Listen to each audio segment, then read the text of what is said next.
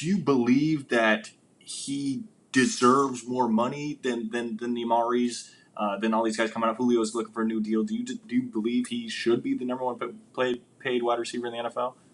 Well, I mean, he's the number one statistically over the first 3 years of his career. I mean, and even if you don't believe it, just look at the situation that the Saints offense is in. If Mike says, you know what, you don't pay me what I want, I'm not showing up. And that's kind of what he did. He had leverage in this situation, not to slight any of the other receivers on that roster, but there is nobody, even putting all those guys together, they cannot make up for the loss of a Michael Thomas. So it was like basically the perfect storm for him to be able to hold out, get the money that he wants, and kind of set the new market or the new bar as far as receiver pay goes. He had all the leverage in the world.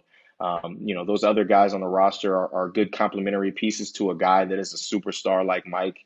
But without Mike, I don't know that we're even talking about the Saints as a playoff team, to be honest with you. I mean, he's that important to this offense, and I think everybody in that organization realized that and did what they had to do to make this work. He's the type of player that I don't think you really have to worry about any kind of post pay drop off.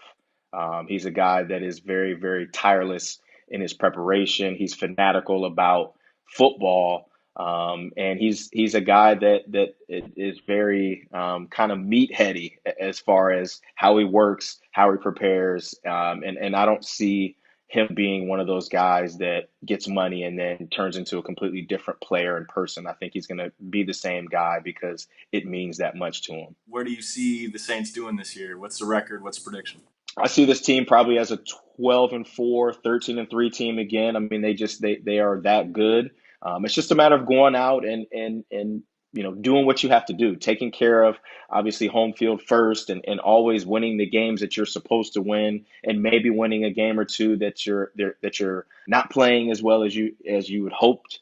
That's what the great teams do, and I see this team, potentially hosting the NFC Championship game again, and like I said, going to the Super Bowl.